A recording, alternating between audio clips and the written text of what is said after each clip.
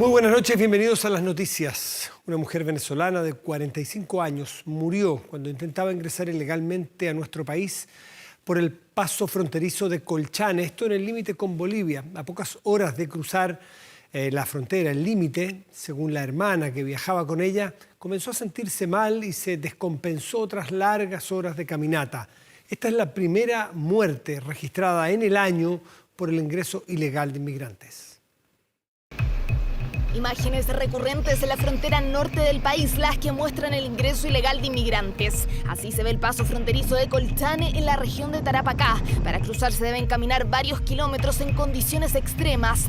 Unas que no aguantó Yuseli Inestrosa, una mujer venezolana de 45 años que falleció a metros de la frontera con Bolivia intentando entrar a Chile. Su muerte, según se informó, fue producto de una descompensación.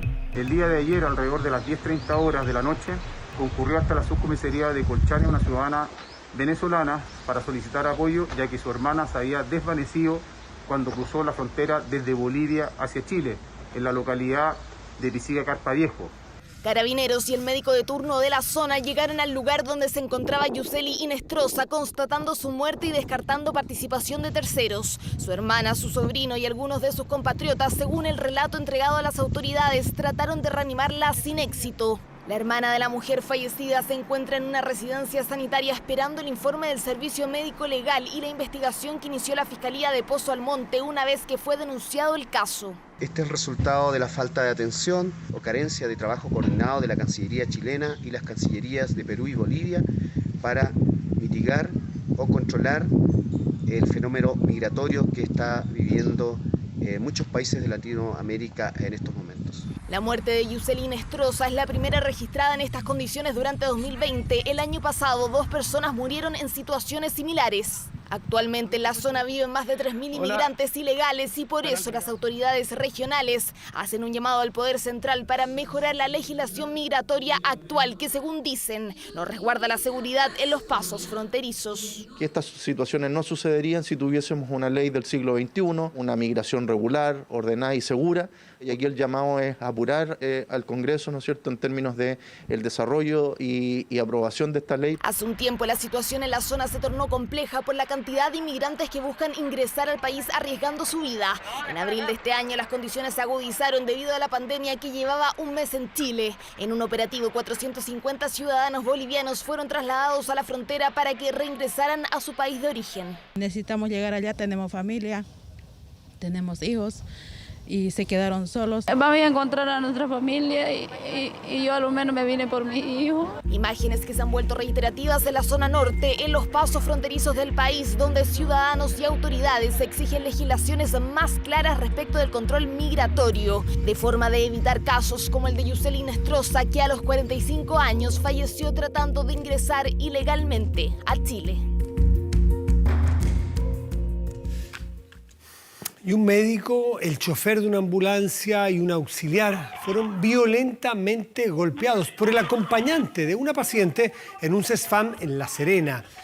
Una encuesta de la Subsecretaría de Prevención del Delito revela que un 60% de los funcionarios de salud asegura que ha sido víctima de una agresión física o verbal en el último año.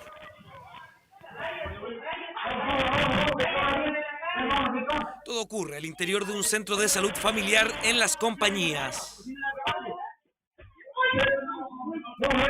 La situación de pronto se sale de control hasta que aparecen los golpes.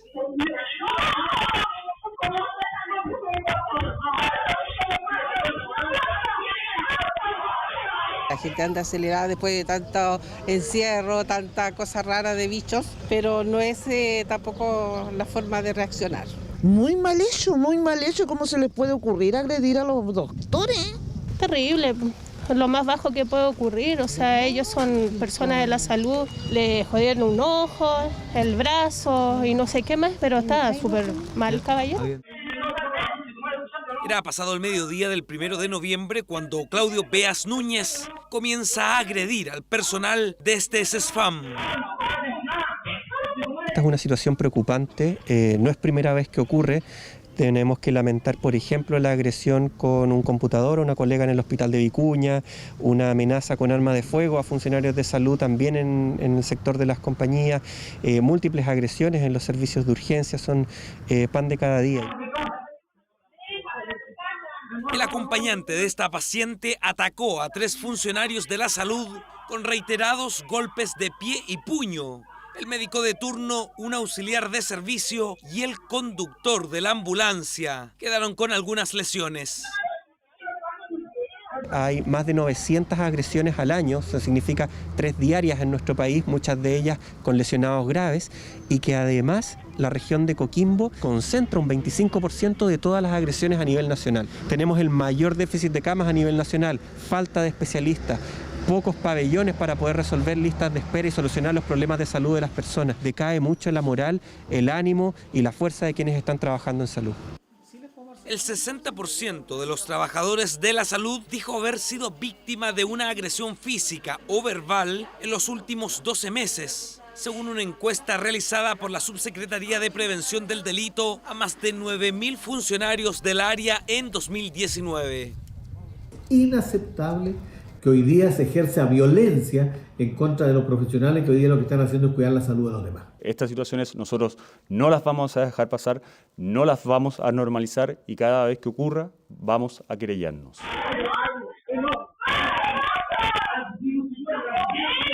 Una situación que se descontroló, en la que nunca actuó un guardia porque no había, no se paga por el servicio de seguridad el domingo, tampoco el sábado ni feriados, y en la semana solo existe vigilancia hasta las 20 horas.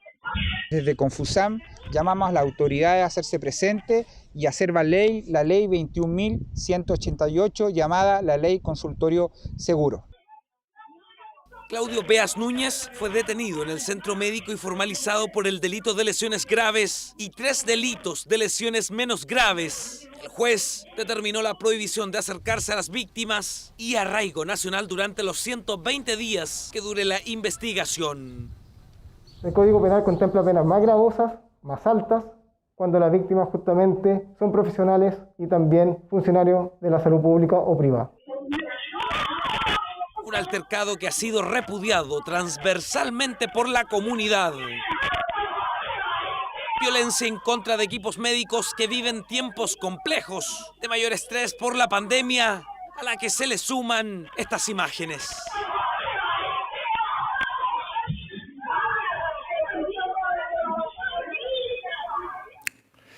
Bueno, llevan días haciendo filas para conseguir una visa de refugio. Esto a raíz de una publicación en redes sociales que decía que el gobierno de Chile estaba entregando este beneficio. El subsecretario del Interior aclaró que esa visa se entrega solo en casos excepcionales.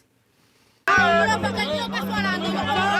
mantenerse, por favor? Organizando la cola que la hice yo, porque si no esto no se hace.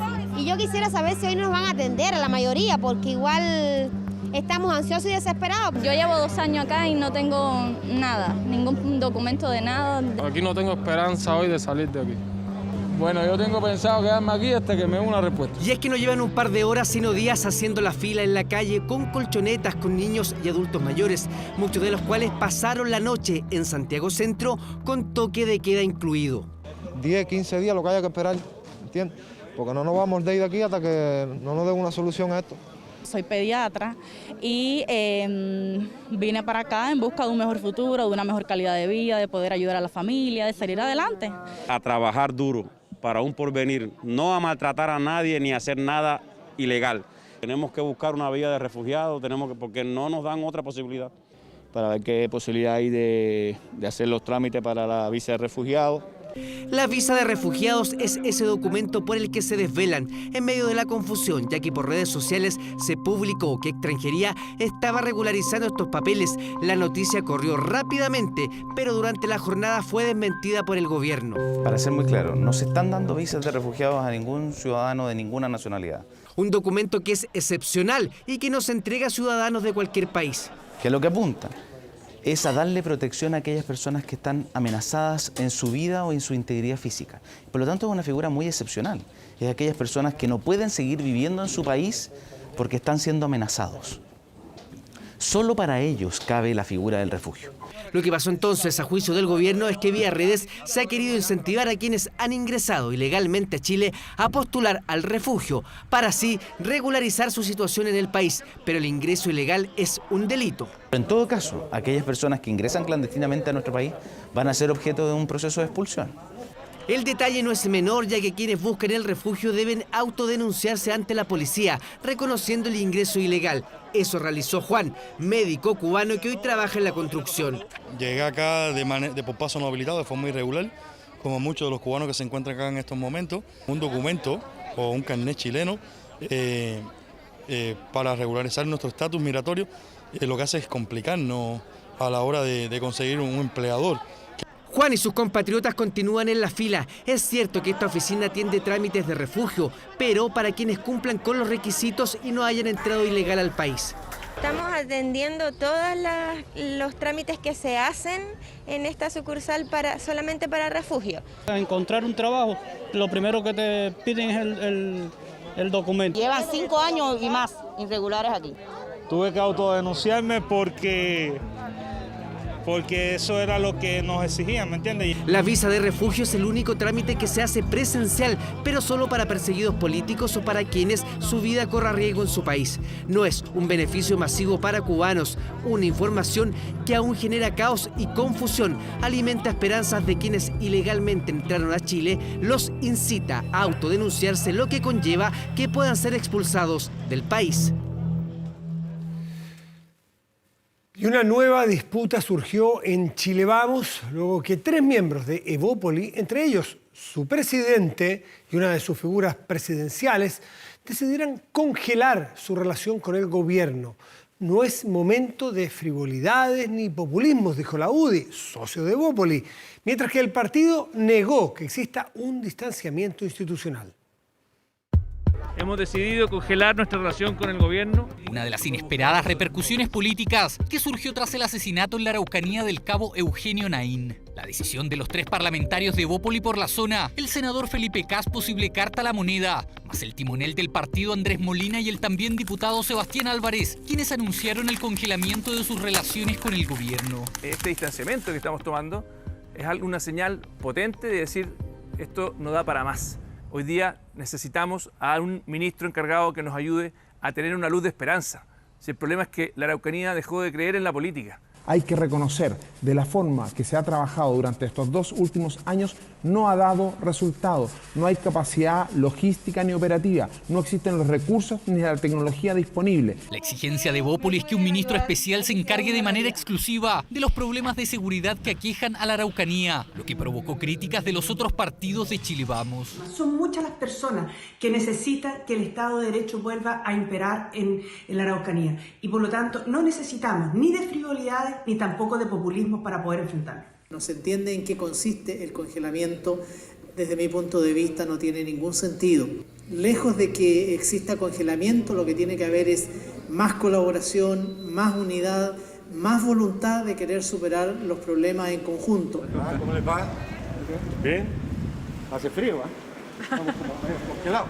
A solo horas que la Cámara de Diputados analice la acusación constitucional en contra de Víctor Pérez, Evópoli llegó a la moneda a entregar su respaldo al jefe de gabinete, partido que institucionalmente se distanció del congelamiento anunciado por los 3 parlamentarios. Las relaciones con el gobierno se mantienen, no existe un congelamiento por parte ni de la bancada ni de la directiva. Acá lo que hay es una solicitud muy desesperada por señalar que, por favor, se tomen medidas especiales y específicas a raíz de la muerte del carabinero Eugenio Naín. Un congelamiento que complicó nuevamente las relaciones entre los partidos de Chile Vamos, sector con vaivenes en el último tiempo y donde la unidad que se esperaba post plebiscito aún no llega.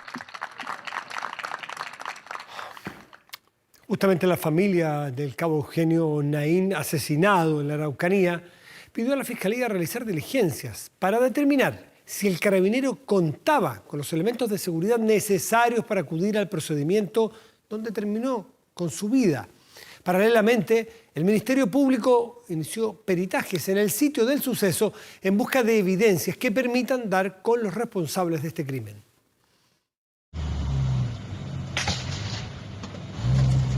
Estos metrencos fuimos emboscados por aproximadamente 10 sujetos. Siempre me decía, amor, voy a trabajar, pero no sé si voy a volver. Y justo ese día pasó, no estuvo ni una hora trabajando, ni una hora. Así eran cada día las despedidas, cada turno una incertidumbre y la que tristemente el pasado 30 de octubre se hizo realidad. Eugenio Naín Caniumil acudió a un procedimiento y nunca más regresó con su familia. Justicia por él y justicia por los pequeños carabineros en realidad, que estén más asegurados más que nada, más que estar en una zona de conflicto, que haya más seguridad para todos. El radiopatrulla que conducía fue emboscado en la Ruta 5 en el sector Metrenco. Desconocidos realizaron disparos. Uno de ellos dio con el uniformado de 24 años, quien falleció minutos después en el hospital de Temuco. A horas de su despedida, su familia busca justicia. Este martes presentarán una querella criminal a través de la que solicitan además una serie de diligencias. Dicen que sí iba con chaleco, otros dicen que no. Cuando fueron a hacer la autopsia, todavía no se entregan totalmente los antecedentes de caso iba con qué ropa. Son lugares en los cuales deben contar por lo menos con cierta cantidad de equipo y elementos, inclusive vehículos, que presten una protección de vida. Lamentamos que eventualmente se pueda que concurran algunos antecedentes que den cuenta de esta falta. Desde el gobierno confirmaron existe un equipo especial a cargo de la investigación, la que este lunes contempló pericias en el sitio del suceso y la que esperan pronto pueda entregar resultados. Efectivamente, el personal del Laboratorio Criminalística de Carabineros realizó hoy, por instrucciones del fiscal a cargo del caso, una serie de pericias en el sitio del suceso, tendientes a establecer, por cierto, la trayectoria balística y además otras que dicen relación con rastreo en búsqueda de evidencia física. Es importante que esa investigación se lleve adelante. El fiscal regional ha dicho muy claramente que va a poner un foco especial en determinar las responsabilidades y las circunstancias en que ocurrieron los hechos y esperamos prontamente que tengamos resultados en esa investigación. Por el momento trabajan en determinar el calibre del proyectil que terminó con la vida del cabo segundo en acto de servicio y así llegar hasta él o los autores de este nuevo ataque. Que estamos luchando con toda la fuerza y con todas las herramientas que nos otorga la Constitución y la ley, pero siempre dentro de la Constitución y la ley, y que estamos avanzando. Vamos a derrotar esa violencia y ese terrorismo. Sin responsables, así permanece por ahora el crimen del cabo Naín, un homicidio que su familia exige sea aclarado y el que podría ser sancionado a través del Código de Justicia Militar, con penas que van desde presidio mayor en su grado máximo hasta presidio perpetuo calificado.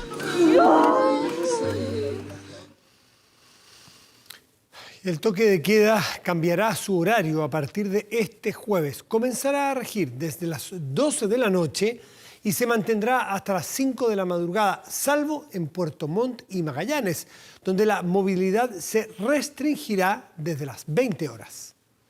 El toque de queda cambia de horario en todo el territorio nacional a partir de este jueves 5 a las 5 de la mañana, atrasándose su hora de inicio desde las 23 horas a las 0 horas hasta las 5 de la mañana.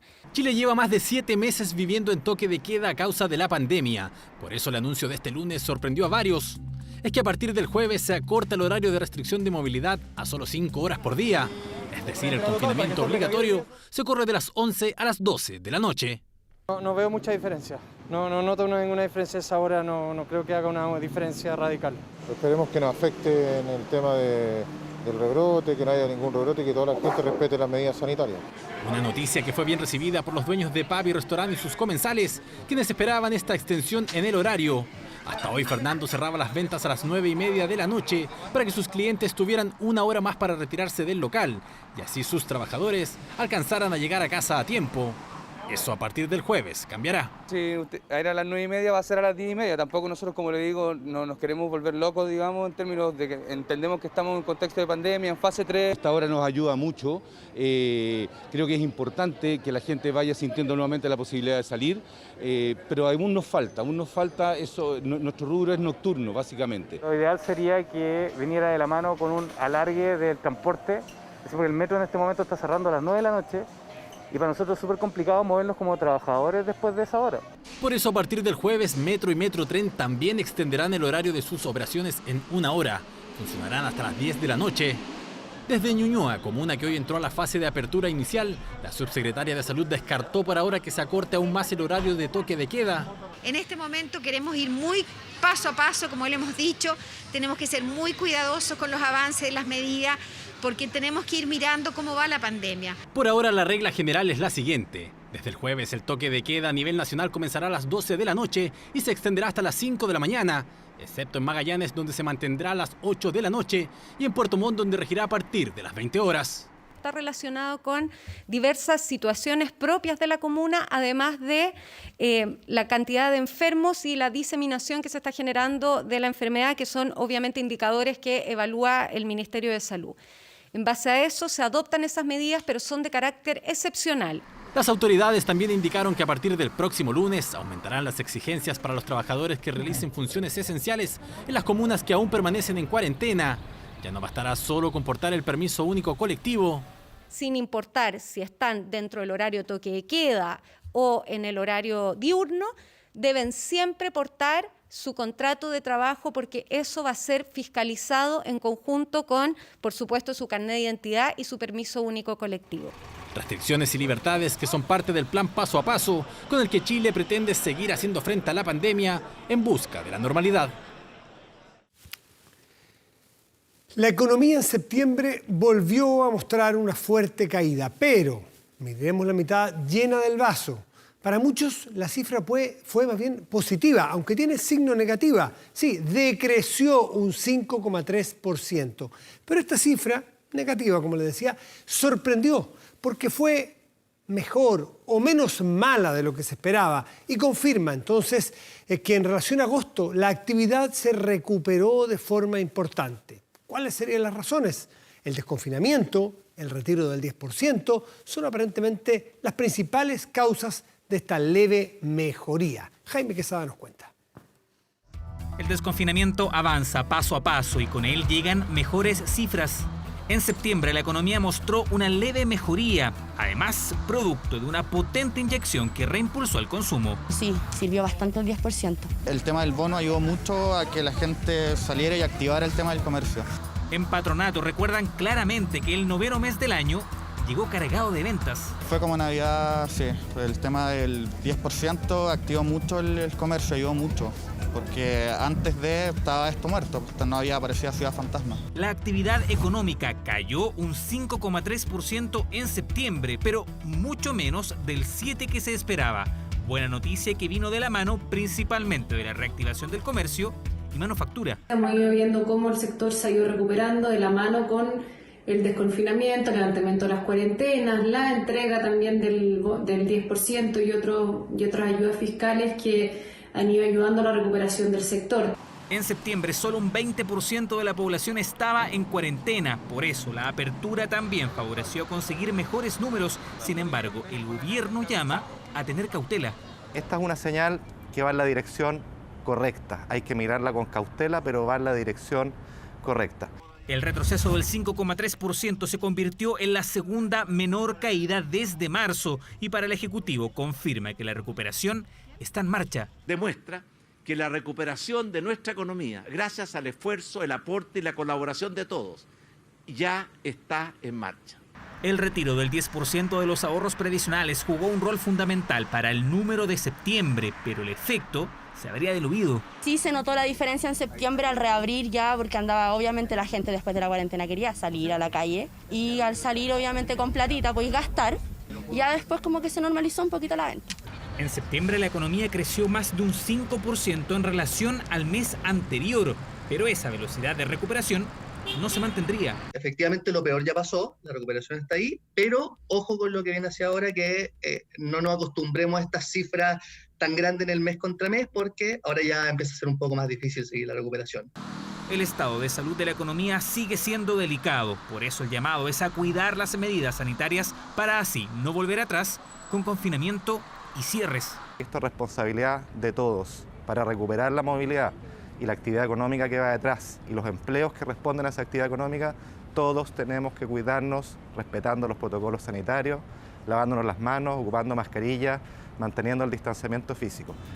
La expectativa es que octubre y noviembre lleguen por fin con números azules. La economía chilena muestra una leve mejoría, donde el objetivo principal es recuperar los casi 2 millones de puestos de trabajo perdidos producto de la pandemia.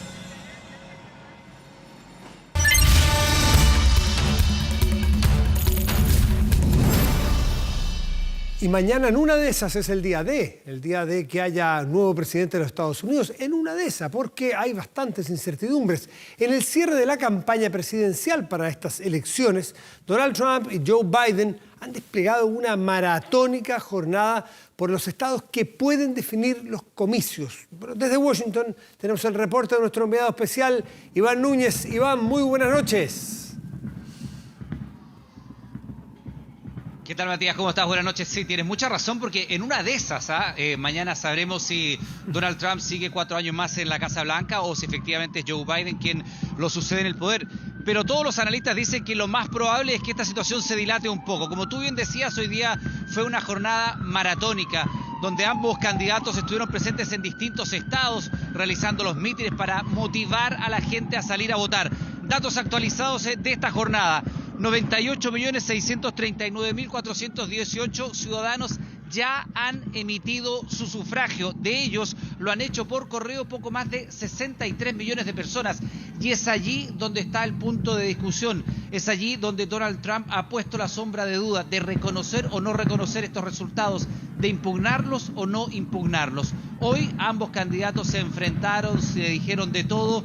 Temas como el manejo de la pandemia, como la recuperación económica de Estados Unidos, la violencia racial y un eventual despido de Anthony Fauci, quien es el principal asesor médico de la Casa Blanca para temas de coronavirus, estuvieron presentes durante esta jornada. La maratónica actividad de Donald Trump y Joe Biden la vemos en el siguiente informe.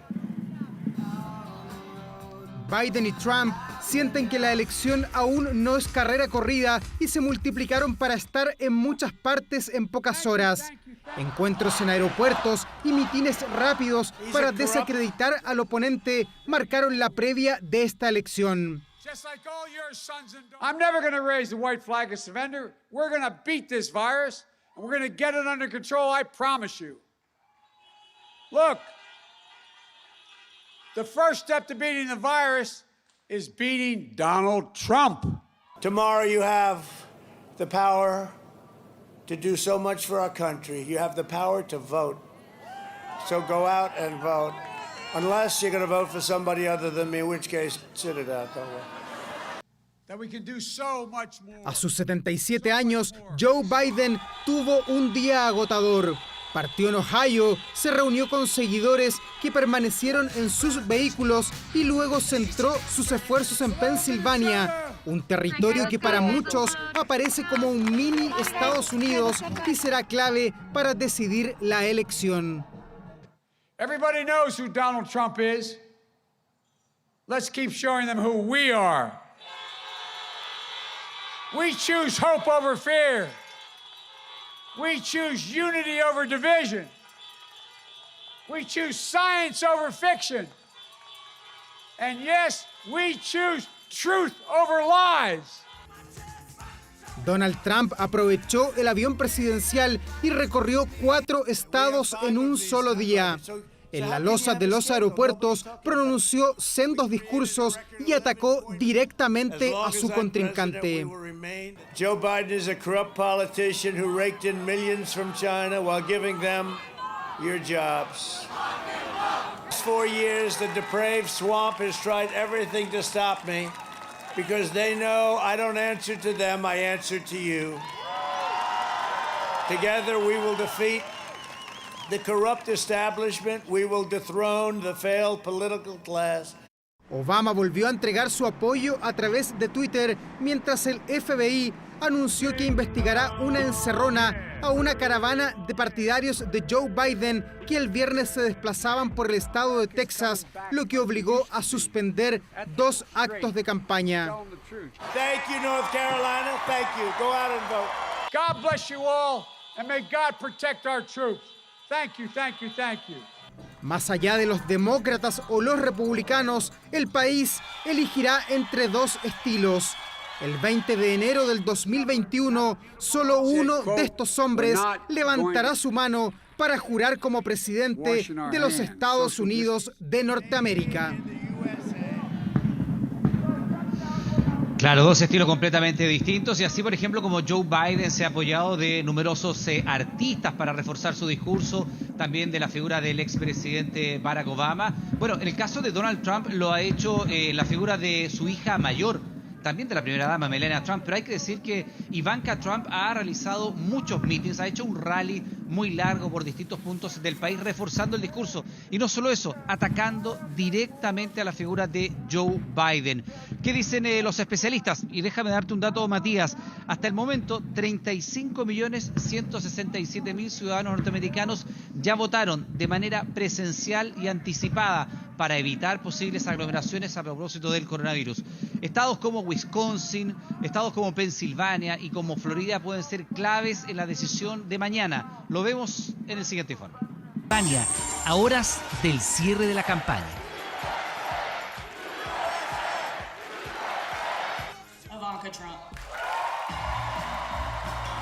Bailes, muestras de patriotismo y rezos marcaron la cita donde logramos un breve acercamiento con la hija mayor del presidente de los Estados Unidos. Excuse me, Ivanka, we came from Chile. Hello. Can you tell? Yeah, thank you. The importance of voting next Tuesday, please. The importance of voting next Tuesday. Granjeros, trabajadores metalúrgicos e industriales subieron al escenario para agradecer la gestión del mandatario. Pero no solo ellos, también Jen Spree, quien encabeza una ONG contra el tráfico de personas. Ella misma asegura haber sido víctima en su infancia y dice que Trump ha marcado una gran diferencia. This president has combined more money, more resources than any other president in history. Last month, they introduced the National Action Plan, which had bullet points of how to address it and how to successfully fight this. Con un carisma que ya quisiera su padre, Ivanka despliega todo su talento para relevar los logros del republicano en estos 4 polémicos años, pero también para criticar duramente a Joe Biden, a quien las encuestas muestran como favorito. Pennsylvania lost more than 1 in 3 manufacturing jobs after Biden voted for NAFTA and China's entry into the World Trade Organization. Not good. TPP as well, all of them, you name it, over the last close to 5 decades. As my father says, Joe Biden should not be demanding the support of America's workers. He should be begging for their forgiveness. Todo indica que su estrategia es, tan pronto se empiezan a conocer algunos de los resultados, impugnarlos, cuestionarlos y sostener públicamente que le han robado la elección. Si es que los resultados estado por estado no le dan una clara mayoría. Más de 92 millones de americanos ya votaron, una cifra récord para el sufragio anticipado en este país. ¿Puede Donald Trump revertir los pronósticos electorales? Nunca hay que olvidar que Trump se logró imponer porque ganó, a lo menos en Michigan, Wisconsin y Pensilvania, por una diferencia donde los votos sumados de los 3 estados no superan los 70.000 votos, o sea, un estadio nacional. Para el director de las Américas de Human Rights Watch, la noche del martes será clave para la estabilidad de este país. Un resultado estrecho podría llevar al mandatario a no reconocer de inmediato los resultados y eso podría derivar en hechos de violencia.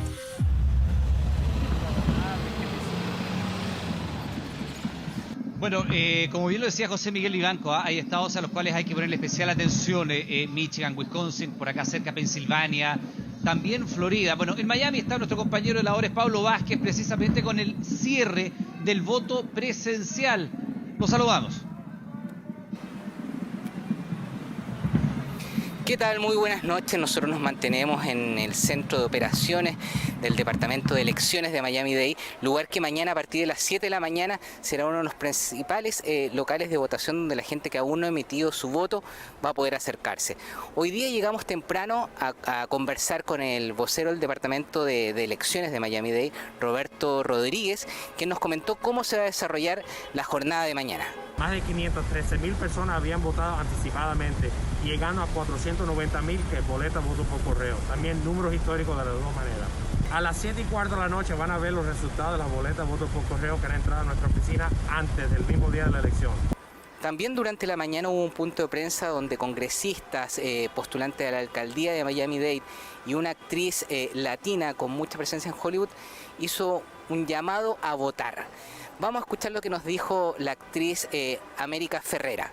Los hispanos en este momento tenemos que votar para nuestra dignidad, por nuestros derechos, para nuestra gente. Los hispanos aquí en Florida que no han votado, por favor, salgan, votan. Nosotros necesitamos tu voz en esta elección. Bueno, nos despedimos para encontrarnos mañana desde muy temprano, desde este mismo centro electoral, donde mañana el voto popular se va a hacer presente. Mañana es el día de las elecciones, donde se va a elegir el futuro presidente de los Estados Unidos.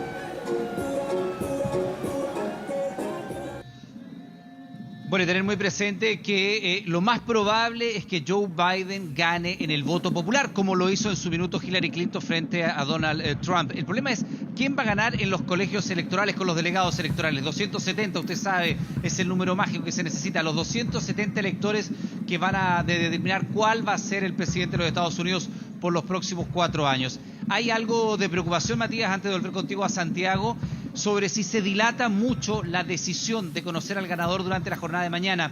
Hemos mostrado en jornadas anteriores prácticamente todos los locales, todo el centro comercial de Washington y otras ciudades que hemos estado visitando, los bancos, los supermercados, las farmacias, están tapiadas sus ventanales y sus puertas de entrada por si hubiera alguna violenta protesta durante la jornada a la espera de los resultados. Nosotros vamos a estar mañana tempranito. Matías, te escucho. Sí, justamente eso que tocaste al final, te había interrumpido antes. La violencia suena en muchas partes como un actor que podría colarse en las elecciones de mañana en la noche, que es tan inesperado para nosotros, que siempre la miramos con mucha admiración, esta de la gran democracia del mundo. Bueno, me imagino que están todos muy nerviosos por eso, ¿no? Bueno, Matías, a ver, nosotros estamos en esta plaza que ha sido rebautizada como la Black Lives Matter Plaza. Están escritos los nombres, si ustedes ven los carteles que hay acá en el frontis de la Casa Blanca, todos ellos recuerdan a las víctimas de la violencia racial de este país. Efectivamente, las protestas han sido muy intensas, tanto acá en Washington como en Filadelfia, como en otros estados. La violencia es un tema fundamental, la discriminación racial, el manejo del coronavirus. La situación pandémica es muy especial y determina la elección, y también la situación económica de este país. Y como yo te decía, efectivamente, teniendo en consideración lo que ha pasado en las últimas jornadas y un posible retraso en la entrega de los resultados y en la eventual aceptación de parte del presidente de Estados Unidos de los resultados, si es que esta es una votación estrecha, podría generar estos hechos de violencia. Hemos visto que todos los locales están prácticamente tapiados y que también hay una fuerte presencia policial en las principales ciudades y en las principales calles, al menos acá en Washington. Así que vamos a estar atentos a esta situación. Las protestas no han sido ajenas a Washington, no han sido ni con mucho ajenas a Filadelfia y otras grandes ciudades, Matías, así que puede ser un factor durante la jornada de mañana. Iván Núñez, muchísimas gracias, buenas noches. Buenas noches. Frontera Global.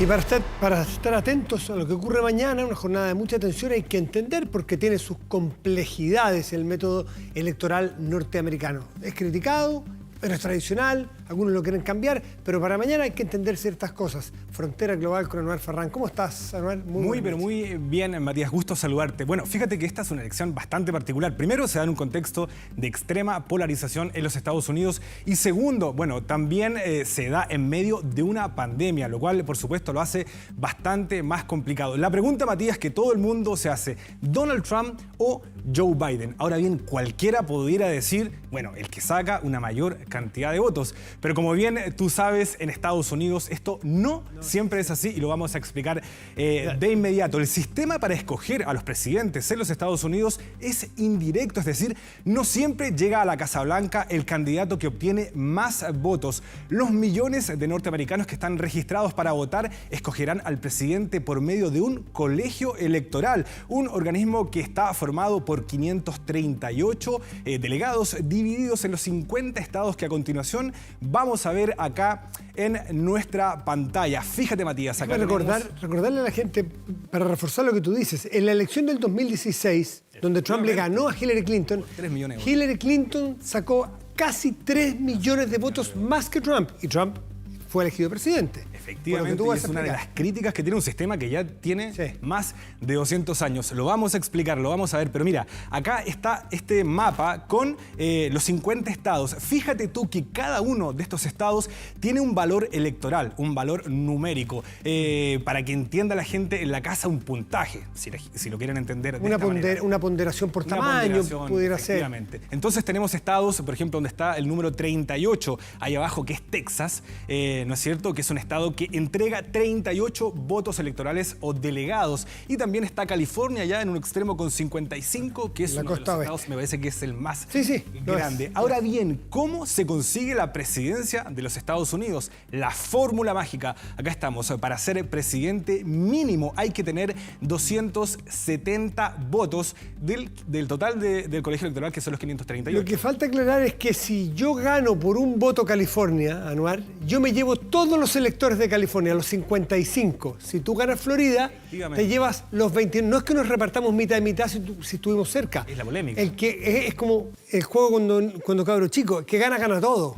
Y se lleva todos los electores. Mira, lo vamos a ver de inmediato ahora en la pantalla. Ahora bien, como dice Matías, ¿dónde está la polémica? Y esta se concentra en cada uno de los estados. Como nos comentaba Matías, lo que pasa es que el candidato que gana con mayoría simple, es decir, con 50 más 1, se lleva el total de los votos. Vamos a revisarlo. Mira, por ejemplo, Florida tiene 29 delegados. Si en este estado, por ejemplo, los demócratas sacan un 51%, se llevan los 29 delegados. Es una especie de muere, de mata-mata. Y eso lo hace, bueno, en algunas ocasiones polémico. Vamos a ver otro ejemplo para que nos quede muy claro. Por ejemplo, es el ejemplo del estado que siempre la diferencia es de 3 puntos para arriba o para abajo. O sea, siempre es casi empate. Es uno de los estados péndulo. Pero mira, fíjate bien en el caso de Michigan, que es un estado mediano, tiene 16 delegados. Si acá, por ejemplo, los republicanos obtienen el 52%, no es que se lleven 6, 7 o 9, se llevan todo. Y esto hay un dato que es bastante particular, que ocurrió el año 2016. Fíjate que Donald Trump le ganó por 10.000 votos a Hillary Clinton, que si uno lo compara con el total, el porcentual de los votos, es una cifra muy, pero muy baja.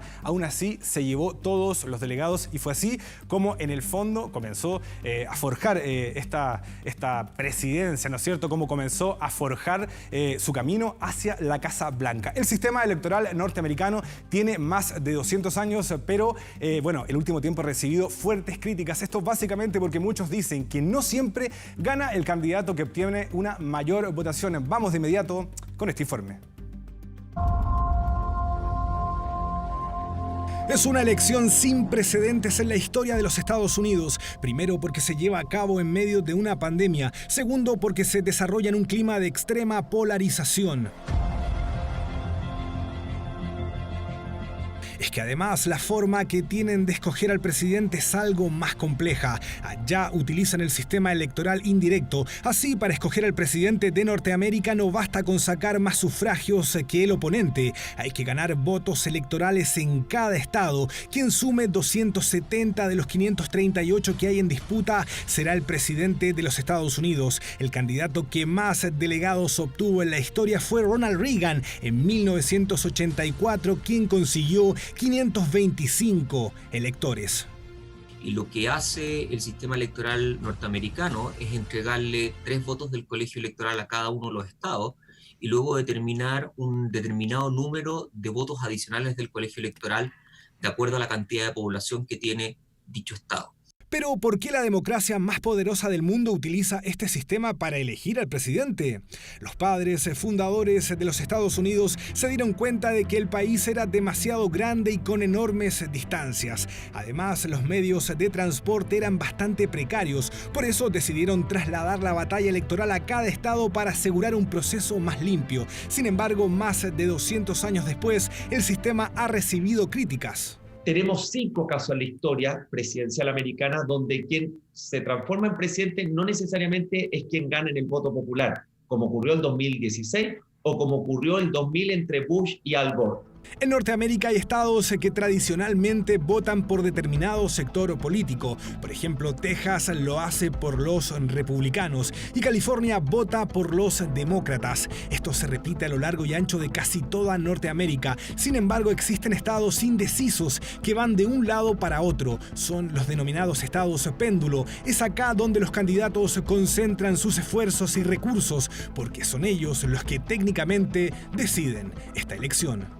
Son estados que, dependiendo de la elección, se orientan hacia el lado republicano o hacia el lado demócrata. No son estados que tengan una demografía electoral completamente clara. Y un buen ejemplo de ello es lo que ocurrió el año 2016 en el estado de Michigan. La pelea entre Donald Trump y Hillary Clinton era estrecha. Voto a voto se disputaban los sufragios. Trump se impuso por tan solo 10.000 votos y con ello se llevó todos los delegados, dejando a la candidata demócrata con las manos vacías. También ha habido crítica en orden a la sub- o sobre-representación de algunos estados. Esas críticas se han acentuado hoy día probablemente por lo que genera la figura de Trump a favor o en contra. Que no siempre gana el que tiene más votos y que las instituciones norteamericanas a veces parecieran desestimar la legitimidad de las mayorías. La elección presidencial ya está en los últimos metros de esta compleja carrera por llegar hasta la Casa Blanca. Bueno, pero a menos de 24 horas de las elecciones presidenciales de los Estados Unidos, ¿qué dicen las encuestas, Matías? Tenemos el último sondeo en torno a la intención de voto de Real Clear Politics que vamos a revisar de inmediato. Esta viene calentita, viene saliendo. Este es un aglomerador de encuestas, Efectivamente, ¿no? Hay varias encuestas, pero esta plataforma en el fondo lo que hace es aglutinar.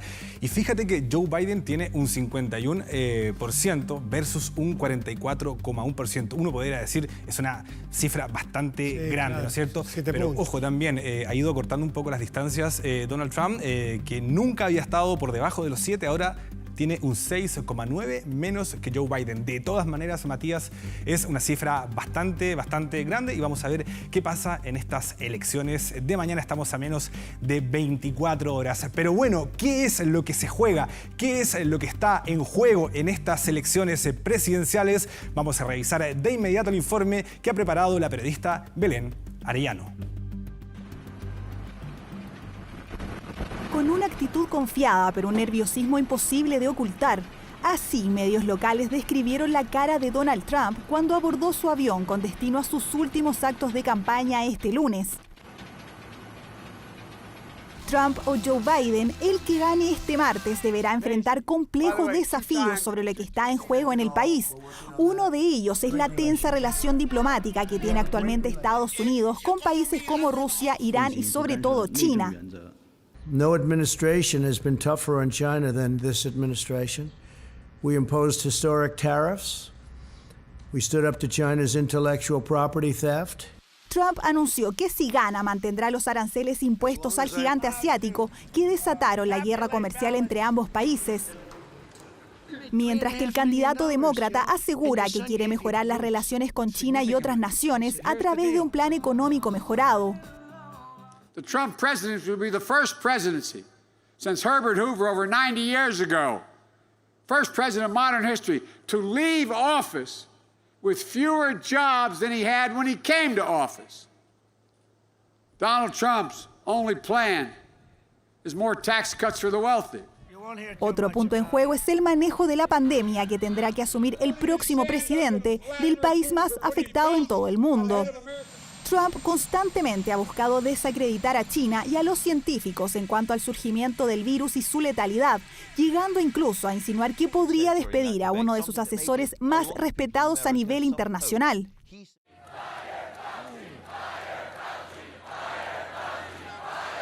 Don't tell anybody, but let me wait till a little bit after the election. I appreciate the advice. Para Biden, el rumbo de la gestión sobre la pandemia debe cambiar completamente. Por eso, su posible gobierno se enfocaría en mejorar las políticas de salud actuales. 220,000 Americans dead. If you hear nothing else I say tonight, hear this. Anyone who's responsible for not taking control, anyone who's responsible for that many deaths should not remain as President of the United States of America. Tras la muerte de George Floyd en mayo pasado, el racismo se posicionó como uno de los puntos más opuestos entre ambos candidatos y el que más ha dividido a la opinión pública. The first time I ever heard of Black Lives Matter, they were chanting pigs in a blanket, talking about police. Pigs, pigs, talking about our police. As far as my relationships with all people, I think I have great relationships with all people. Mientras Trump ha tenido que defender sus acciones y palabras después de críticas que lo acusan de racista, Biden ha prometido reformas al sistema policial y ha apoyado el movimiento por los derechos raciales junto a su vicepresidenta, quien tiene ascendencia india y jamaicana. Abraham Lincoln here is one of the most racist presidents we've had in modern history. He started off his campaign coming down the escalator saying he's going to get rid of those Mexican rapists. He's banned Muslims because they're Muslims. Cuando quedan menos de 24 horas para las elecciones más polarizadas de los últimos años, los estadounidenses se juegan su futuro con una compleja decisión entre dos posturas completamente opuestas. Bueno, lo que se juegan los Estados Unidos en esta elección. Por supuesto, Matías, vamos a estar muy, pero muy pendientes de todas las informaciones que nos lleguen desde Norteamérica con este proceso eleccionario bastante polémico que vamos a estar siguiendo muy, pero muy de cerca desde los Estados Unidos. Déjame agregar un dato que es muy interesante de la nota. Anthony Fauci, que es el que está a cargo de las enfermedades infecciosas, alérgicas, Estados Unidos, está desde 1984 en el cargo con Ronald Reagan, ha pasado por todos los presidentes republicanos y demócratas, 36 años, ayúdame a decir institucionalidad. No que cada uno que llega cambia a las personas. Es institucionalidad y ahora ha ido contra Trump, pero el hombre se mantiene en el cargo porque tiene el prestigio y el respaldo de la institucionalidad. Anuar Ferrán, como siempre, Matías, un gustazo, que te vaya muy bien. Pronto. Buenas noches. Un grupo de 250 médicos por la vida publicó un manifiesto en que, a propósito del proceso constituyente, exigen derogar la ley de aborto en 3 causales, aprobada ya en 2017. La petición se hace a pesar de que la normativa permite a profesionales e instituciones no implementarla cuando vaya en contra de sus principios. Aranza Fernández con el informe. Estos seres humanos que están dentro del vientre están enfermos, pero están vivos. Muchas mujeres violadas van a seguir adelante con su embarazo, pero no tengo por qué exigirle lo mismo a todas las mujeres si algunas no quieren hacerlo y han sido violadas. Fue una discusión de 2 años en el Parlamento la ley de aborto en 3 causales en nuestro país. Fue despachada en 2017 y con un largo debate que incluso llegó al Tribunal Constitucional. 3 años de su promulgación sigue generando controversia. Un grupo de 250 médicos por la vida publicó un manifiesto que exige derogarla. Con dolor asistimos a la ley de interrupción del embarazo en 3 causales. Frente al resultado del reciente plebiscito, exigimos que nuestra Constitución mantenga siempre como el primer derecho humano el derecho a la vida, desde la fecundación hasta su fin natural, y se derogue la ley 21.030, responsable de tantas muertes evitables. El sentir de estos 250 médicos creo que no representa el sentir de la mayoría de los médicos, sobre todo de los médicos ginecobstetras que trabajamos con mujeres día a día. La idea es seguir avanzando en derechos sexuales y reproductivos para nuestras mujeres y en ningún caso retroceder. En el manifiesto son tajantes en señalar que defienden la vida de la madre y de su hijo en gestación, que el derecho de la mujer sobre su cuerpo no puede disponer de la vida del que está por nacer.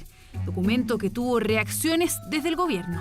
Si los médicos firmantes quieren derogar la ley o quieren hacer cambios en la ley, lo que tienen que propiciar obviamente es un proyecto de ley nuevo que derogue la ley antigua. Una ley que contempla la interrupción del embarazo cuando está en riesgo la vida de la madre, cuando existe inviabilidad fetal y cuando el embarazo es producto de una violación y hasta las 12 semanas de gestación. Expertos ven con preocupación que el manifiesto venga de médicos, actores claves en la implementación de la ley. La presencia de un equipo sensible y que no juzgue respecto de una decisión como esa hace que el proceso sea bastante más exitoso en términos de salud mental para aquellas mujeres que deciden interrumpir y que deciden no interrumpir.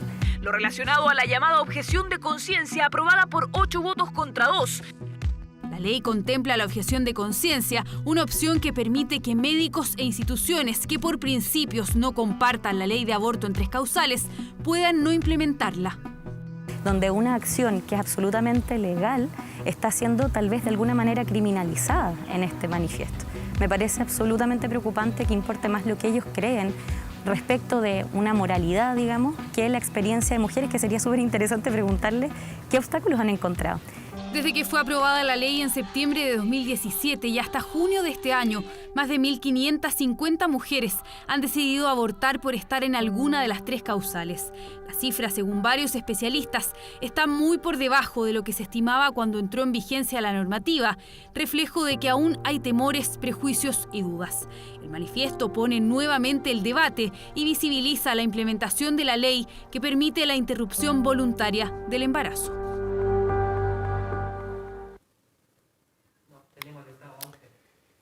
Bueno, vamos a cambiar de tema y nos vamos a ir a un tema de 2 casos del Cyber Monday. Usted sabe que hoy se abrió, fíjese que 47 millones de dólares en ventas en 12 horas. Es un récord absoluto. Ya hay algunos alegatos, ya hay algunos reclamos, pero menos que otras veces aparentemente. Lo interesante es además cuál es el nivel de descuentos que el público percibe que hay disponibles.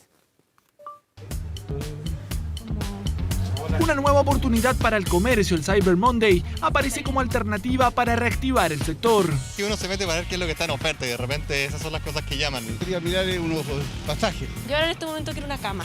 Computador, ahí uno se va ingeniando pasajes, cualquier cosa. Más de 600 marcas que buscan cautivar con cientos de ofertas en el segundo evento en menos de 2 meses con un contexto de pandemia. Promociones que no siempre dejan conforme. De repente inflan mucho y lo ocultan después como una oferta. Sí, hay algunas que sí realmente rebajan y otras no tanto, la verdad. No parecen tan bajas como otros momentos. Los descuentos que se promocionan no son tal. Precios poco atractivos y una crisis económica que marcarán este evento. Según el balance de sus organizadores, en las primeras 12 horas, las ventas llegaron a los 47 millones de dólares. Una cifra positiva, pero que no se iguala al Cyber Day de septiembre, cuando en las mismas 12 horas se llegó a los 70 millones de dólares en ventas, con el retiro del 10% de las AFP como protagonista. Respecto al inicio del Cyber, que era las 12 de la noche, la expectativa era mucho mayor cuando estaba al 10%. Nosotros creemos que va a estar un 15% más lento respecto al Cyber anterior. Todo va a depender de las tiendas y que van lanzando un nuevo catálogo con precios buenos. Hemos detectado caídas de precio en promedio en torno al 29%, que es una cifra bastante de las más altas que hemos tenido también históricamente. Una versión de compras online que tiene los ojos puestos en los sistemas de seguridad. Tras los casos de clonaciones y ataques cibernéticos recientes, desde enero a la fecha, los reclamos relacionados a fraudes aumentaron un 246%, una preocupación latente de muchos chilenos. No aseguran. Trato de siempre comprar en empresas que son consolidadas. Los términos de seguridad, obviamente, hay que trabajar en eso, porque cada vez va a aumentar. Creo que no me arriesgo tanto a comprar una tienda nueva que no haya comprado antes por internet. Por lo mismo, autoridades de gobierno junto al CERNAC iniciaron la campaña No Hagas Clic, que busca orientar y educar a las personas a cómo realizar compras seguras por internet. Además, disponen de una plataforma en su página web en donde más de 500 marcas oficializaron sus sitios. Hemos dispuesto de una herramienta muy útil para que los consumidores puedan determinar si están frente a un sitio fraudulento o no. Es un buscador de sitios oficiales para facilitar que los consumidores puedan hacer prevención y evitar que sean víctimas de fraude. Es la primera jornada de un Cyber Monday que estará hasta el miércoles 4 de noviembre y que apunta a adelantar las compras navideñas y reactivar el comercio impactado por la crisis sanitaria en la antesala de su mes estrella. Y esta es una verdadera pesadilla en otra capital o en otra ciudad europea. El terror se apoderó de las calles, en este caso de Viena, la capital austríaca. Fíjese que tras una serie de ataques simultáneos que dejan hasta ahora una decena de personas fallecidas, el gobierno de ese país calificó las acciones como ataques terroristas. Con esta ráfaga de disparos, los ciudadanos de Viena vivieron su última noche sin restricciones sanitarias antes de comenzar un mes de cuarentena, donde cerrarán bares y restaurantes. Según la información entregada por las autoridades, se trató de un ataque terrorista múltiple, el cual se desarrolló en 6 puntos distintos de la ciudad. Actualmente atravesamos tiempos difíciles en nuestra república. Me gustaría agradecer a todos los servicios de emergencia que arriesgan sus vidas, especialmente hoy por nuestra seguridad. Nuestra policía tomará medidas decisivas contra los perpetradores de este espantoso ataque terrorista. Hasta el momento, el ministro del Interior austriaco habla de 10 muertos y decenas de heridos. Entre los fallecidos se encontraría uno de los tiradores que fue abatido por las fuerzas de orden. Otro hombre ya fue detenido por su presunta participación en el ataque, mientras que otros 7 tiradores permanecerían prófugos. El ataque se registró en un popular barrio en el centro de la capital austriaca, lo que llevó a las autoridades a desplegar un masivo plan de contingencia en las cercanías de la sinagoga central de la ciudad. Al escuchar disparos abajo, miré por la ventana y vi al atacante corriendo hacia varios bares y restaurantes que están alineados en nuestra calle. La gente huía y 1 o 2 atacantes los perseguían por la calle.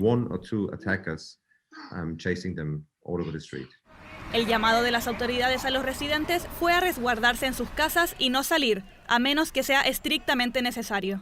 La verdad, ha habido varias información confusa que, si no me equivoco, el gobierno ha pedido no difundir. Se hizo un llamado a las personas a encerrarse en el lugar donde estuvieran. Los ataques sorprendieron a otro chileno en Viena.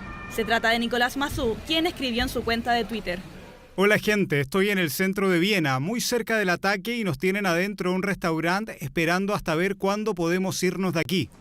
Los ataques en Viena se producen en medio de un clima de tensión en Europa tras el atentado terrorista ocurrido el jueves pasado dentro de una iglesia en la ciudad de Niza, en Francia, y que dejó 3 fallecidos y 2 incidentes posteriores en Lyon y Aviñón el mismo día.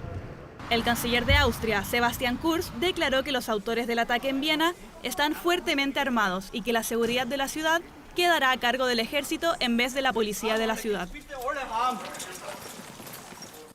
Este martes será un día clave para el gobierno, esto en nuestro país. La Cámara de Diputados analizará la acusación constitucional en contra del ministro del Interior, Víctor Pérez. El presidente Piñera y el oficialismo le entregaron su respaldo al jefe de gabinete y la oposición aseguró que llega unida a la votación, que de prosperar provocaría la suspensión temporal del ministro Pérez, como nos cuenta Flavia Cordella. ¿Juráis o prometéis ejercer fielmente el cargo de ministro de Estado? Hace 3 meses juró como ministro del Interior, 97 días en un cargo en el que ha debido enfrentar, entre otras cosas, el paro de camioneros y este controvertido episodio que terminó con la caída de un joven al río Mapocho. Hechos que provocaron una acusación constitucional en su contra. Yo quiero pedirle a todos los diputados y senadores que no acusen a una persona inocente, sin ningún fundamento jurídico, solo por razones políticas. Que actúen en conciencia y que piensen que esta seguidilla de acusaciones constitucionales, en estos tiempos de tanta adversidad, de tantos desafíos, no solo perjudican al gobierno, le causan un tremendo daño a la política, a la sociedad. Respaldo del propio presidente cuando las cuentas de la moneda no son auspiciosas. La acusación, según algunos cálculos, podría avanzar en la Cámara, lo que provocaría la suspensión momentánea del ministro del Interior. Espaldarazo que también entregaron miembros de Chile Vamos, que llegaron este lunes a la moneda. El oficialismo se cuadraría con el rechazo, salvo un parlamentario de RN. Ya basta basta. ¿Somos de segunda? Ya basta. Y aquí hay un tema de desidia con la región de la Araucanía. Es muy probable que no voten. Mellado dijo que no respaldará ningún proyecto de ley del Ejecutivo. ¿Qué pasará con su voto en la acusación? Se espera que abandone la sala modificando el quórum requerido. Mi voto o no voto va a ser una muestra de cansancio, de molestia y un voto político hacia el ministro del Interior y hacia el gobierno del presidente Piñera. Yo estoy peleando por la región de la Araucanía, no por un partido. Y si Renovación Nacional quiere pasarme al Tribunal Supremo, quiere echarme el partido, no estoy ni ahí. Evidentemente tenemos que tener una conversación con el diputado Mellado, pero tenemos la fe y la esperanza de que mañana vamos a estar absolutamente alineados. Y si en el oficialismo se apreció este quiebre, en la oposición... La oposición, al contrario de las fuerzas de parlamentarias del gobierno, está cada vez adquiriendo más peso y más unidad. Una unidad no vista en sus últimas acciones, tanta que no solo les permitiría acusar a Pérez, sino que también censurar a la mesa de la Cámara de Diputados, para así recuperarla. Estimamos que la mesa debe representar la mayoría al interior del Congreso. Y si bien esta mayoría no se había podido representar tiempo atrás por la falta de voluntad y generosidad de algunos sectores de la oposición, hoy día creo que estamos todos caminando en la misma ruta. En caso de que se presente esta censura, aun cuando nosotros no la propiciemos, lo más probable es que estemos por razones políticas aprobándola. Para el oficialismo, una estrategia inaceptable. Hay una coordinación para afectar a un poder que es injusto con el país, que demuestra, digamos, lo más pequeño de la política. Se están juntando para atacar al ministro Pérez. Esta acusación constitucional no puede ser el peaje para que la oposición recupere la mesa de la Cámara de Diputados. La unión de la oposición aún deja a algunos parlamentarios de la DC en suspenso. ¿Será unánime el respaldo del sector a la acusación contra Pérez? Estoy revisando, leyendo, porque no es fácil estudiar una acusación de este tipo y me interesa hacer lo más justo y correcto posible. Lo que se pretende es propinarle una derrota al actual gobierno. Y creo que en estos casos, como en todas las acusaciones, hay que votar en conciencia y no por miedo. Para que la acusación prospere en la Cámara de Diputados, se necesitará la mitad más uno de los votos de los presentes. Y con ello, Pérez podría quedar suspendido de su cargo hasta la siguiente instancia. La palabra final la tendrá el Senado, que para destituirlo requiere contar con los votos de 2/3 de la sala. Cuando en el Parlamento se está discutiendo un segundo retiro del 10% en las afueras de los tribunales de familia, todos los días hay largas filas de mujeres que llevan 4 meses esperando el pago de la retención de los fondos de AFP por concepto de pensiones alimenticias. Una imagen que se repite a diario en los tribunales de familia. Antes de las 8 de la mañana, la fila da vuelta en calle General Maquena. Llegan aproximadamente 500 personas y solo hay 250 números. La mayoría de los que llega ahí busca que de una vez por todas le paguen la retención del 10%. 5 veces y todavía nada. He venido varias veces, no he alcanzado números, ahora madrugué, he estado de temprano y hasta esta hora todavía me tengo que esperar y perder el día en mi trabajo. De hecho, yo no alcancé número, a mí un caballero me regaló el número porque yo tengo 4 hijas, vengo de Colina y la dejo encargar. He venido 4 veces y las 4 veces no he agarrado número. Stephanie lleva 4 meses esperando recibir por primera vez dinero del padre de sus hijos. Nos muestran las libretas, todas en cero. Tengo acá y puros calmantes, tiene que esperar, ahora me hicieron un escrito, tengo la liquidación de sueldo que me debe 4 millones y aún así todavía tengo que esperar. Y de acá tienen que avisarle a la AFP te hace esperar 10, 15 días más y nunca son 10, 15 días más. Ya veremos cómo le va.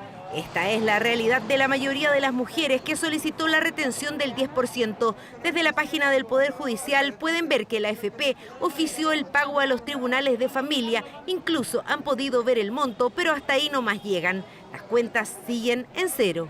Entrega estos datos, dice que el dinero se han retenido y que pronto teníamos que estar a la espera de que esto se depositara. Un mes después no tenemos ninguna respuesta, Poder Judicial tampoco ha hecho un pronunciamiento y bueno, las AFP supongo que están disponibles para lo que ordene el tribunal, pero desde tribunales es donde esto ya definitivamente se entrampó, hay un silencio absoluto, no se sabe nada. Carla hizo el trámite en julio. Varias veces ha ingresado al sitio web que habilitó el Poder Judicial para saber qué pasa con el 10% de su expareja. Hasta hoy no ha recibido respuesta. Necesita el dinero con urgencia para solventar los gastos de su hijo de 6 años. Muy poco lo que paga este mes, me pagó 15.000 pesos y una burla. Me dice, más encima lo dispone del dinero, me dice 10.000 pesos para el disfraz y 5.000 para los dulces. Dispone del dinero y ese dinero sirve para comida, sirve para otras cosas en realidad. En la AFP de su expareja le dijeron que el problema está en el juzgado de familia. Hasta allí no solo llegan mujeres, también hombres desesperados que quieren cumplir con su obligación. Aquí tenemos que estar todos esperando, hacer cola, fallando en nuestros trabajos, ya que estar pidiendo permiso por algo que tenía que haberle hecho bien el gobierno. Reclaman porque cada vez que van les exigen nuevos documentos y les dicen que estén atentos a la página, pero las deudas se van acumulando. Tengo que ver qué me van a decir, qué papeles tengo que presentar más, porque ahora están pidiendo más papeles, no es llegar y sacarle el 10%. Era la primera vez, de hecho, que sentíamos que se hacía justicia, que un deudor de alimentos iba a sentir lo que es tener que pagarle por la manutención de sus hijos.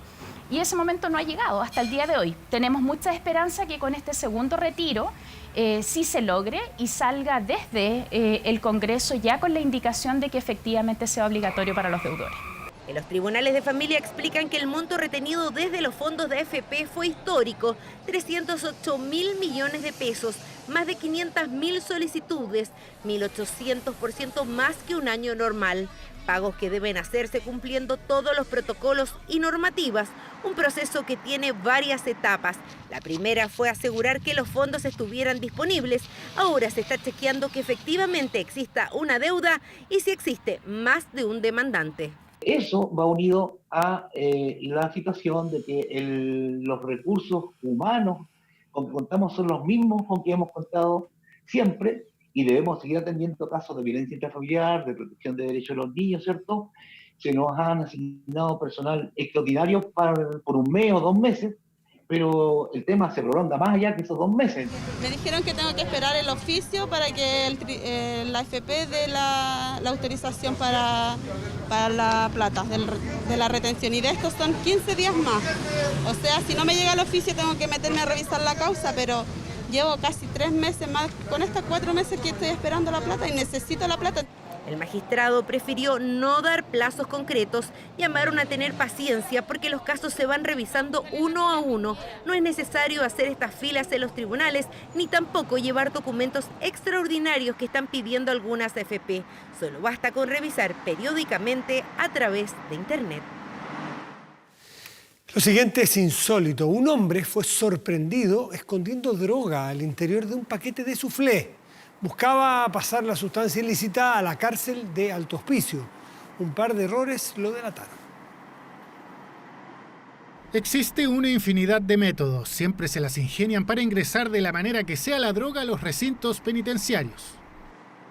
Este hombre intentaba pasar desapercibida la sustancia dentro de unos soufflés hacia la cárcel de Alto Hospicio. A veces los nervios lo traicionaban. Los denominados burreros utilizan la máxima creatividad posible. Por ejemplo, él también ocultó droga en detergentes, en zapatillas, en paquetes de galletas. Fue sorprendido en pleno acto de distribución, agazapado afuera del penal. En el momento cuando estaba lanzando droga, a través del método de pelotazo que le llaman comúnmente, desde el exterior del penal hacia los patios interiores para que los internos en la mañana siguiente, cuando se desencierran, consiguieran la droga. Claro que había más. También escondía marihuana en palos de escoba. No te creo, hermano.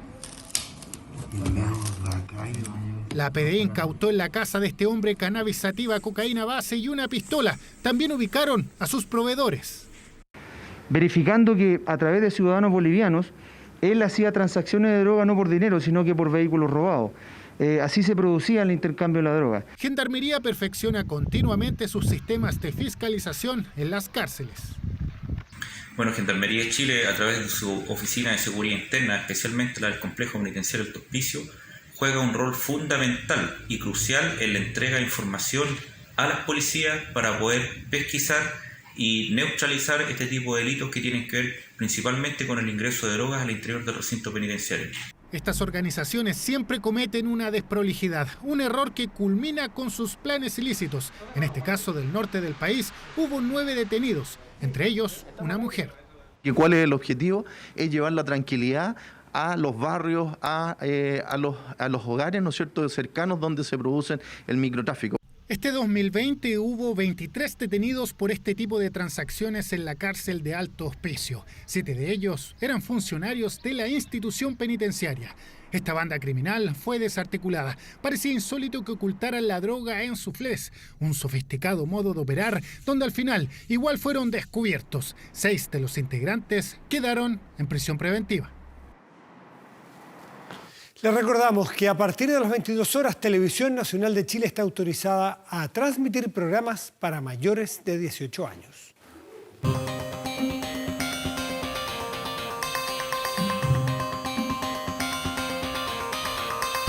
Diego Armando Maradona internado.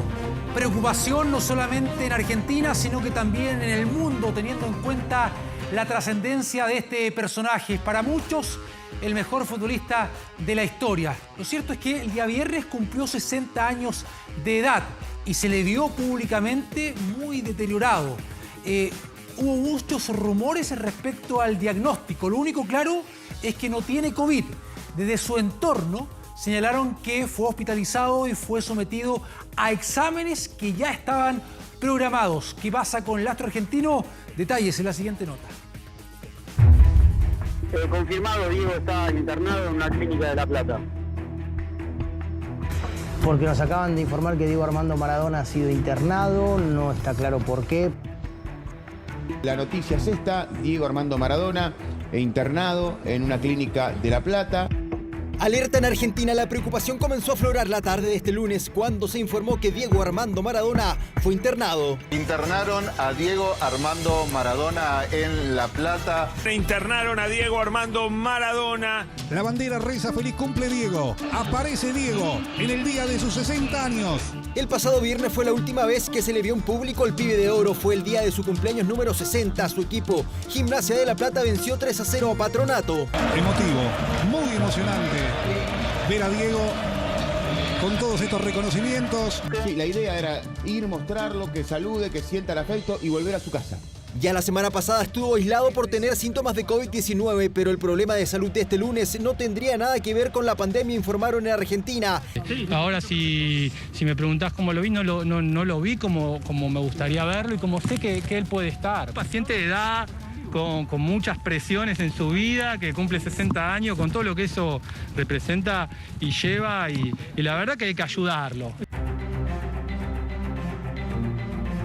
Y en un momento determinado el médico dijo que todo este tiempo el tratamiento era por el exceso de alcohol. El lugar donde está Maradona es la Clínica Ipensa en la ciudad de La Plata. Desde la dirigencia de Gimnasia dicen que la decisión fue consensuada con su entorno porque no se sentía bien. Lo que correspondía este lunes era un chequeo preventivo. Yo creo que Diego es alguien que toma sus decisiones constantemente. Él no está acá porque lo traje yo. Él está acá porque quiso venir. Por el tema de la pandemia va a estar con la menor cantidad de gente posible, sin duda. La idea es que no lo vea la menor cantidad de gente que se pueda. A mí me utilizaron esta palabra del entorno de Maradona. Se lo vio muy frágil.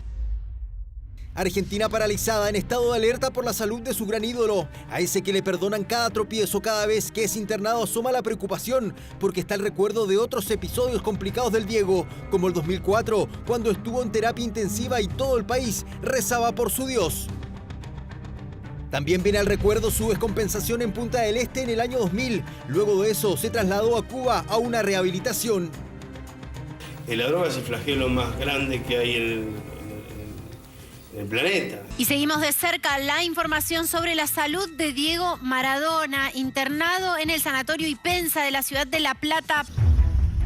Maradona pasará la noche en la Clínica Ipensa de La Plata y este martes lo evaluarán y darán un diagnóstico más acertado. Argentina en estado de alerta por su ídolo máximo. Los partidos son una final para nosotros. Es un partido muy lindo.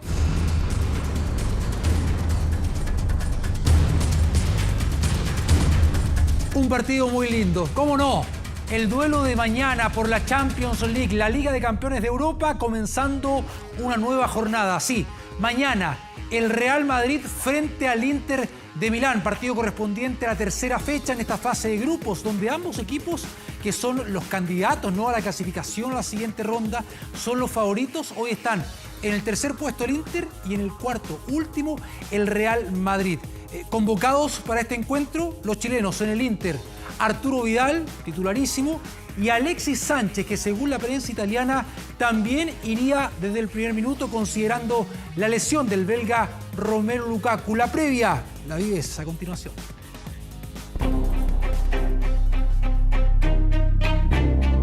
Concentrado el Rey sabe que esta semana es importante. Partiendo por este martes, el rival será un viejo conocido, el Real Madrid. Esto fue por la mañana en Milán, por la tarde Vidal y su banda se fueron a Madrid e Inter lo eligió al chileno para hablar en la conferencia de prensa previa al duelo. Siempre los partidos contra el Real son lo máximo y espero que mañana, como uno más del Barcelona, podamos llevarnos los 3 puntos y celebrar con el Inter y con la gente de Barcelona. Casay lo amonesta Arturo Vidal y lo echa. Que no hay otra cosa cuando te roban un partido así, creo que es muy fuerte. ¿Por qué hablas de robo? Porque son dos goles fuera de juego, la expulsión muy mala, Casemiro debería haberse expulsado antes que yo. Ese robo no puede pasar en una Champions. Los partidos ante Real Madrid, Arturo Vidal los siente como un clásico, es un duelo especial que los vive de forma diferente. Si hay que trancar con la cabeza, con cualquier cosa para poder ganar, hay que hacerlo. Con Bayern Múnich, por ejemplo, perdió en cuartos de final de Champions ante el cuadro merengue. En la ida anotó un gol, pero perdió un penal. Mejor si Vidal marca el gol, el partido es para el Bayern. En la vuelta se fue expulsado. Amonesta Arturo Vidal y lo echa. Con Juventus en 2015 perdió una semifinal de Champions, uno de los partidos más dolorosos en la carrera del Rey. Ya con Barcelona mejoró el registro, incluso anotó un gol en el recordado 5-0 del Nou Camp. Sigue Dembélé, la pone desde la segunda pala. Ahora con Inter la historia está por escribirse. La patrulla del cuadro lombardo ya está en Madrid para el duelo de este martes.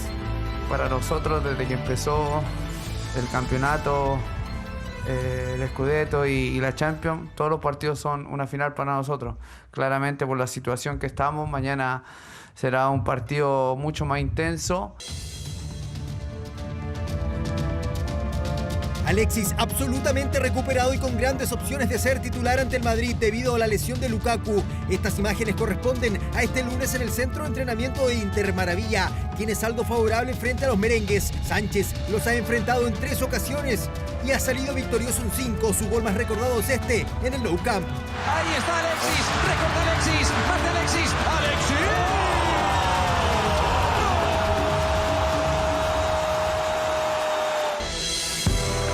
El Rey Arturo y Maravilla listos para su asalto a Madrid, partido que se juega este martes a las 17 horas, horario de Chile.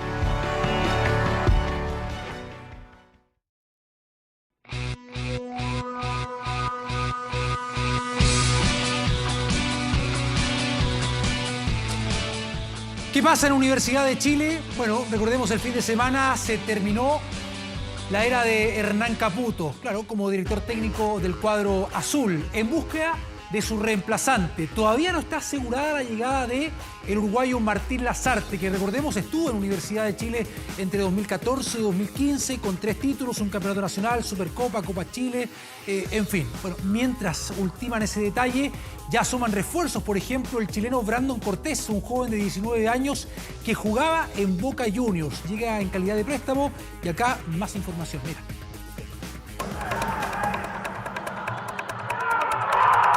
¿Cree que ya llegó el fin de la era Caputo en la Universidad de Chile? Rápidamente pasaron los casi 14 meses de Hernán Caputo en la U, tiempo en el que no se vio nada de lo que el gran jefe esperaba. Una U intensa, una U agresiva, una U que busca el resultado, que sale a ganar los partidos. Definitivamente nada de eso. Las lesiones de los cracks y los últimos resultados derivaron en el fin de su proceso, transformándolo de esta forma en el 13º técnico de la era azul-azul. El CDA vuelve a quedar sin técnico. Marcelo Jara tomará el plantel mientras la directiva define al próximo entrenador. Una carrera que tendría 3 candidatos.